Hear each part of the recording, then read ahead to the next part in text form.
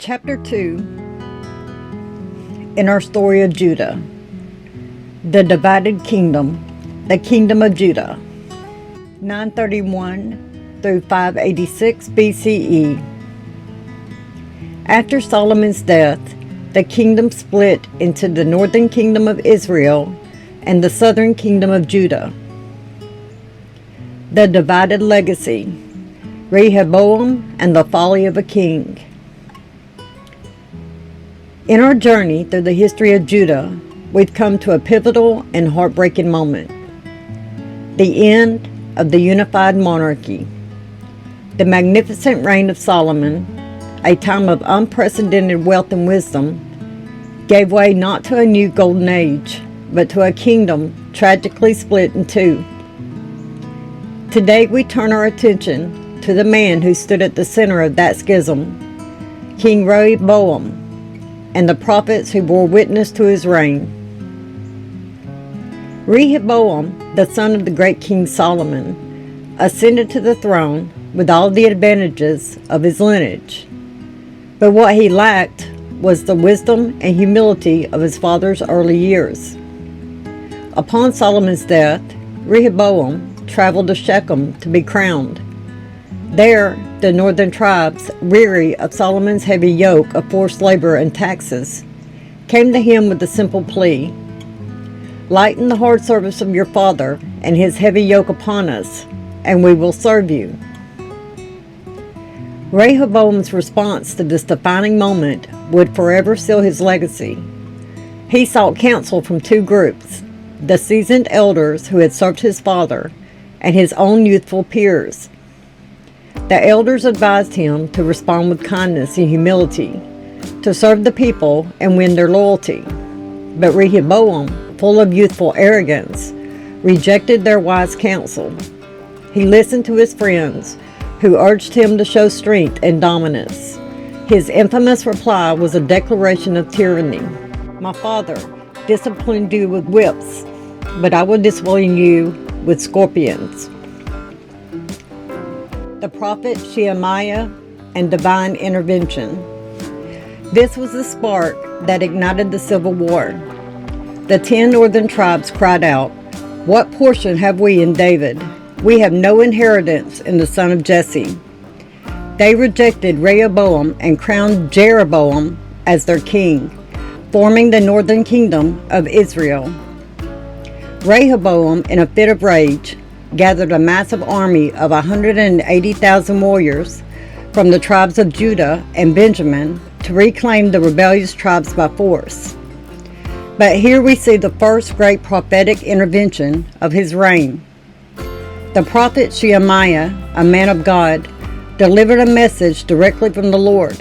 He commanded Rehoboam and his army to stand down, declaring, "This thing is for me." The division of the kingdom was not a political accident. It was a divine judgment on Solomon's idolatry. Rehoboam, to his credit, listened and obeyed, preventing a bloody civil war. The state of Judah and its decline. When the kingdom divided, Rehoboam focused on strengthening his smaller domain. He fortified key cities in Judah and Benjamin, building up a formidable defense system. For a brief period, he and his people followed the ways of the Lord, and priests and Levites, who were cast out by Jeroboam's idolatry, came to Jerusalem, strengthening Judah's religious foundation. Once his rule was established and he felt secure, Rehoboam abandoned the law of the Lord and all Israel with him. The people began to engage in idolatry, setting up pagan shrines and practicing the detestable customs of the nations around them. This spiritual decline provoked the Lord's anger. In the 5th year of his reign, a second prophetic interaction occurred. The prophet Shemaiah returned with a chilling message as Pharaoh Shishak of Egypt invaded Judah. The prophet declared to the king and his princes, "You have forsaken me, therefore I have abandoned you to the hand of Shishak." This invasion was not a random act of war, but a direct consequence of their unfaithfulness. The Egyptian army plundered Jerusalem, stripping the temple and royal palace of their treasures, including the great gold shields Solomon had made. Rehoboam replaced them with bronze, a humbling and symbolic downgrade of the kingdom's glory. The legacy of Rehoboam is one of division and decline. His reign is a powerful lesson in the consequences of pride and the folly of rejecting wise counsel, and the devastating impact of spiritual compromise.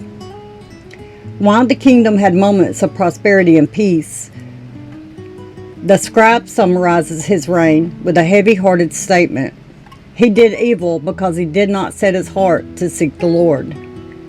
But in this story, we also see the vital role of the prophets. Shemaiah and others served as the conscience of the nation, speaking truth to power and preventing total destruction. They were the constant reminders that Judah's destiny was tied not to military might or political cunning, but to its faithfulness to God. The story of Rehoboam teaches us that the actions of a single leader can have a ripple effect that lasts for generations.